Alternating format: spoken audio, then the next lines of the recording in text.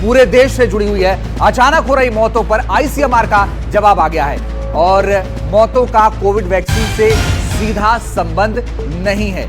ICMR ने यह साफ किया है। Indian council of medical research और एम्स की साझा स्टडी, अचानक हो रही मौत का कोरोना वैक्सीन से कोई सीधा संबंध नहीं मिला है। लाइफस्टाइल और पुरानी बीमारी मौत की प्रमुख वजह है। देश में कई एजेंसियों ने अचानक हो रही मौत की जांच की स्टडी में मौत का कोविड वैक्सीन से डायरेक्ट लिंक नहीं मिला ये कहा, क्योंकि सवाल उठ रहा था, किसी की जिम में मौत हो जा रही थी, किसी की चलते चलते मौत हो जा रही थी, किसी की डांस करते वक्त मौत हो जा रही थी। तो लोग ये कह रहे थे कि क्या जो कोविड वैक्सीन लगी है उसकी वजह से हो रहा है ये सब। तो अब आईसीएमआर और एम्स ने इस पर रिसर्च के बाद ये बताया कि इसका इनसे कोई संबंध नहीं है और डायरेक्ट लिंक कोई नहीं है। यानी कोविड की जो वैक्सीन है, मौत उससे नहीं हो रही है, मौत की वजह कुछ और है। या तो लाइफस्टाइल हो सकती है, या तो बीमारियां हो सकती हैं, या तो कुछ और वजह हो सकती है।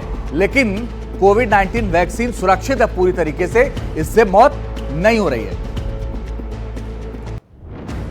और इसी से जुड़ी हुई एक और बड़ी खबर आ रही है, वो भी आपको बताते हैं। बड़ी और अहम खबर यह है, इस पूरे मामले में कर्नाटक के सीएम सिद्धारमैया ने सवाल उठाए थे।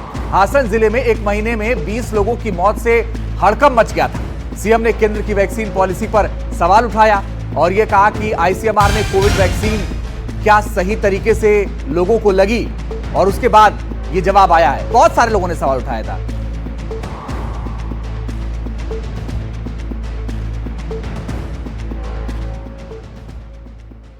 और तनुष्का दत्ता हमारी सहयोगी ज्यादा जानकारी के लिए इस पर जुड़ गए। तनुष्का, आईसीएमआर और एम्स ने जो साझा जानकारी दी उसमें और किन बातों का जिक्र किया गया है?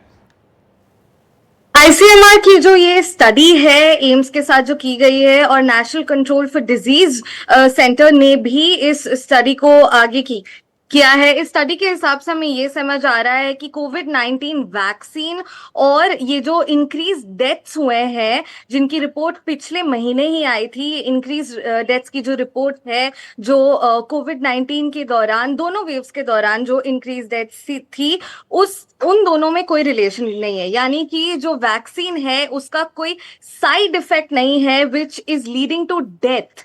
मतलब साइड इफेक्ट्स हो सकते हैं इन द सेंस कि एस्मेटिक पेशेंट्स को हो सकते हैं, जिन्हें कोमॉर्बिडिटीज पहले से है, उन्हें साइड इफेक्ट्स हो सकते हैं, पर ये डेथ लीड कर रहा है ऐसा कोई भी सिग्नलिंग या फिर प्रूफ इस स्टडी में नहीं पाया गया है। आईसीएमआर और एनसीडीसी की स्टडीज में हमें ये भी समझ आ रहा है कि जो ये पहले लिंक बताया जा रहा था बिटवीन यंग लोगों की डेथ्स, यानी कि 18 to 45 ईयर्स ऑफ एज की जो डेथ्स हो रही हैं, उसका भी कोविड-19 वैक्सीन से कोई लेना देना नहीं है। कोविड-19 vaccine has been approved completely safe by the ICMR और NCDC भी।